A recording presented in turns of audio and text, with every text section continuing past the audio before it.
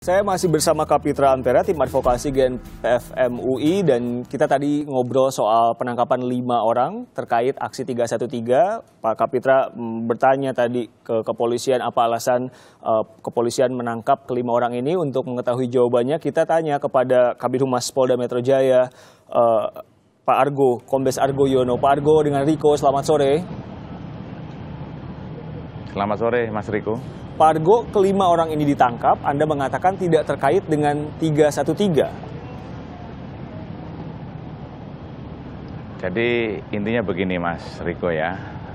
Jadi kepolisian mendapatkan laporan informasi ada kegiatan ya, kegiatan pertemuan ya, ada pertemuan. Adalah 2 lokasi ya, ada di Kalibata dengan di Menteng di situ. Dalam pertemuan itu ada beberapa orang di situ ya di mana membicarakan di situ. Ada topik yang dibicarakan ya, kemudian ada juga hasil pembicaraan juga ada di situ ya. Artinya bahwa kegiatan-kegiatan itu di 2 tempat itu ya, membicarakan mengenai ya, topiknya yang pertama adalah untuk melengsarkan pemerintah yang sah, itu ya, dari hasil itu. Kemudian yang kedua adalah untuk memaksa menduduki gedung DPR MPR. Dan yang ketiga adalah kembali ke Undang-Undang Dasar 45 yang asli. Jadi ada beberapa poin yang didapatkan seperti itu. Dan kemudian juga dari penyidik masih mendalami juga ada beberapa kegiatan yang nanti masih didalami oleh penyidik berkaitan dengan unsur daripada permufakatan makar itu. Siapa saja yang bertemu di 2 lokasi itu, Pak? Ya ini masih penyidik masih mendalami ya, penyidik yang masih dalam memeriksa tersangka ini, dan tentunya itu sudah ada dipunyai oleh penyidik tentunya. Ya. Pak Al-Khattab salah satunya? Ya salah satunya demikian. Gitu. Baik Pak Argo, dalam pasal itu, pasal 107, 110 yang Anda sebutkan, ketika makar, koreksi saya salah, bukankah harus ada perbuatan pendahuluannya? Pertemuan itu juga dijadikan sebagai perbuatan pendahuluan itu? Ya intinya bahwa pasal yang kita sangkakan adalah pasal 107 dan 110. Tentunya bahwa pasal ini adalah delik formil, ya bukan delik material. Dalam delik formil ini, seseorang bermufakat untuk tujuan itu sudah bisa dikenakan pasal ini karena dia mempunyai tujuan, dan kemudian dalam pertemuan-pertemuan itu ada yang akan dilaksanakan. Jadi tidak harus perbuatan itu harus terpenuhi atau terlaksana, tetapi perencanaan saja sudah bisa dikenakan pasal seperti ini, 107 dan 110. Demikian Mas Riki. Sejauh ini pemeriksaannya sudah sampai tahap apa, Pak? Apa yang bisa dibagi kepada pemirsa keterangan? Karena tentu tadi Pak Kapitra juga sulit mengatakan untuk mengasosiasikan ini dengan aksi 313. Jadi gini, jadi sementara ini masih didalami. Ya tadi kan akan diperiksa kan tentunya harus mempergunakan pendamping ya, lawyer. Jadi kita masih saat ini belum selesai dan kita belum mendapatkan informasi dari penyidik apakah hasil yang didapat di dalam penyidikan untuk hari ini. Demikian Mas. Jadi kami ingin konfirmasi lagi, yang ditangkap ada berapa orang, Pak? Ada 5 Mas itu. Ya, ada 5 itu. 5 orang, dan salah satunya adalah betul mantan suami dari ketua Bawaslu. Jadi ada 5 orang yang kita tangkap ya, yang ada beberapa. Yang pertama adalah yang berinisial ZA ya, itu ada. Kemudian ada IR ya, dan ada MAK ya, kemudian ada VN dan MFS itu. Dan semuanya ini sedang kita dalami, sedang kita lakukan penyidikan oleh penyidik Polda Metro Jaya. Baik, selain tadi ada pertemuan di 2 lokasi membicarakan soal pemufakatan makar itu, apalagi bukti yang dimiliki oleh kepolisian? Ya tentunya ada ya bukti-bukti petunjuk, surat ya, ada dari hasil daripada pertemuan ya. Itu juga sudah kita kumpulkan ya untuk dijadikan sebagai barang bukti dalam menangani kasus ini. Sudah berapa lama pertemuan-pertemuan semacam ini berlangsung, Pak Argo, sampai akhirnya diputuskan, baik, ini harus ditangkap? Ada beberapa ya, yang saat ini kami masih penyidik mendalami, kami masih menunggu informasi dari penyidik. Ada beberapa kali pertemuan dan di mana tempatnya, siapa saja, apa saja yang dibicarakan, kemudian hasilnya apa. Gitu. Kami masih menunggu dari penyidik, sekarang masih bekerja. Tentunya kami harus sabar ya, dan kita tunggu saja Mas Riko untuk hasil dari pemeriksaan. Itu rentang waktu pertemuannya kapan, Pak Argo? Gimana? Rentang waktu pertemuan-pertemuan berbicara seputar dugaan makar tadi itu kapan? Ya, intinya bahwa kegiatan-kegiatan itu sudah kita ketahui ya, dan kemudian sudah kita lakukan penyelidikan, kemudian sudah kita identifikasi ya, seperti yang tadi saya sampaikan, di mana itu lokasinya ya, kemudian di mana itu apa pembicaraannya ya, sudah kita lakukan identifikasi. Pak Argo, tahan sejenak, saya ke Kak Pitra sebentar. Pak Kapitra, tadi alasannya sudah dijelaskan, ada pertemuan-pertemuan, ya dugaan makarnya ada di situ. Jadi begini, 110 itu adalah pintu masuk ya dari suatu kemufakatan jahat. Apa perbuatannya adalah al-slah, perbuatan makar. Makar 107 itu yang mengatur penggulingan pemerintah yang sah.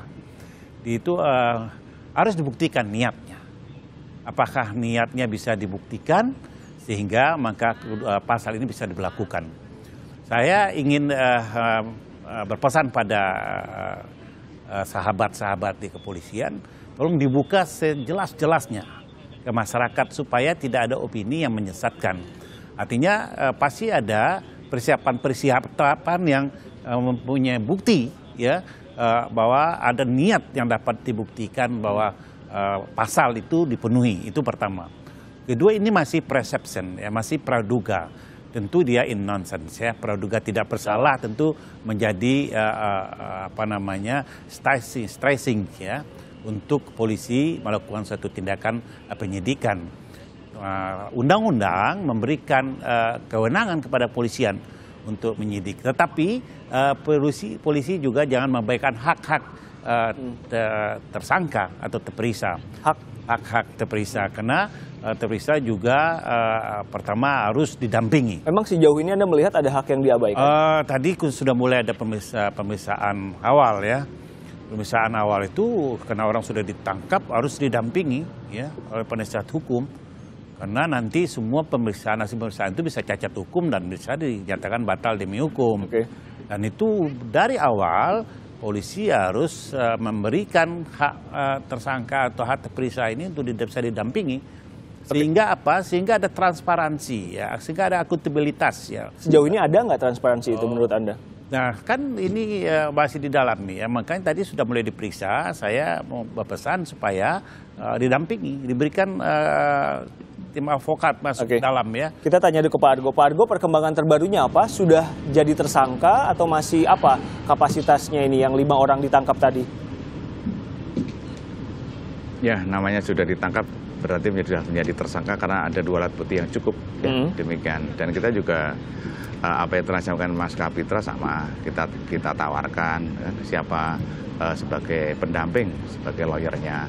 Dan tentunya sebelum kita mendatangkan lawyer atau menunggu lawyer datang, tentunya kita akan untuk komunikasi, namanya komunikasi, ngobrol itu kan tidak ada salahnya ya untuk ngobrol dengan tersangka ini. Selama tersangka ini mau menyampaikan ya, kita ngobrol berkaitan dengan apa itu keluarganya atau apa dan sebagainya. Pak Argo. Dan tentunya kita tahu itu ya, kita tahu berkaitan dengan kegiatan pemeriksaan harus didamping oleh pengacara, kita tahu di situ. Pak Argo, tadi Anda mengatakan sudah ada rangkaian pertemuan membicarakan soal dugaan makar. Kenapa ditangkapnya semalam? Karena sulit akhirnya bagi kita untuk tidak mengasosiasikan ini dengan gerakan aksi 313. Saya rasa pas kebetulan saja ya, berkaitan dengan adanya kegiatan unjuk rasa ya. Karena unjuk rasa kan sudah dari tim ya FUI sudah mengajukan permohonan pemberitahuan ya, dan kemudian berkaitan dengan kegiatan permufakatan makar ini pun kan berbeda. Artinya berbeda lokasi ya, atau berbeda case, yang karena yang di dalam pengajuan pemberitahuan 31 Maret Jurasa ini kan Bapak Arhab di situ ya. Dan ini yang kita tangkap tadi malam kan Sekjen FUI dan kawan-kawan di situ. Jadi kebetulan saja, tetapi kita kan sudah ada suatu penyelidikan yang kita lakukan di dalam penangkapan itu ya. Jadi kebetulan saja ketika diasosiasikan ini untuk katakan sejumlah pihak merasa bahwa untuk menggembosi aksi 313. Saya rasa tidak begitu ya. Yang terpenting bahwa kepolisian sudah sesuai prosedur dan secara profesional kita sudah mengikuti langkah-langkah yang ada di dalam KUHP, KUHP dan sesuai dengan peraturan Kapolri di dalam administrasi penyidikan. Pak Kapitra, sudah sesuai prosedur kepolisian menganggap ini semua? Tentu penangkapan itu harus ada surat penangkapan. Kalau sudah terpenuhi tentu ya. Kedua ya harus tuntas. Jangan seperti yang kemarin itu ya. Kemarin juga pas hari H ditangkap berapa orang, lalu sampai sekarang kan masyarakat masih menunggu, belum sampai ke pengadilan. Sehingga kita ini masyarakat juga ingin tahu perbuatan apa sih gitu ya. Seperti apa perencanaan awalnya mereka. Jadi jawaban Pak Argo tadi tidak membuat Anda... kita harus tunggu ya, kita nggak bisa mengambil kesimpulan karena ini juga baru ya. Tentu polisi juga ingin mendalami, terus kita juga akan memberikan kesempatan kepada polisi untuk membuktikan. Saya tidak mau membangun opini atau a priori ya kepada karena siapapun. Sudah tersangka ya, sekarang. Ya tersangka itu bisa juga orang tersangka nanti di SP3 juga bisa ya. Ini kan bukti permulaan yang cukup ya. Nanti kan ada perkembangan. Ada keterangan saksi, ada keterangan ahli, ada surat petunjuk dan ada keterangan tersangkanya juga ya. Kita berikan ruang yang cukup untuk kepolisian melakukan penyidikan, tetapi harus diberitahu ya sebagai progres ya, karena itu hak masyarakat ya, hak tersangka juga perkembangan perkaranya, sehingga kita melihat ada rangkaian peristiwa yang betul diduga telah melakukan pelanggaran hukum. Baik, itu yang ya, nanti akan kita tunggu bersama Pak Kapitra. Terima kasih telah bergabung bersama kami di Kompas Petang. Kapitra Ampera dari tim advokasi GNPF MUI, Pak Argo Yono, Kombes Argo Yono, Kabid Humas Polda Metro Jaya. Terima kasih telah meluangkan waktu berbicara dengan kami di Kompas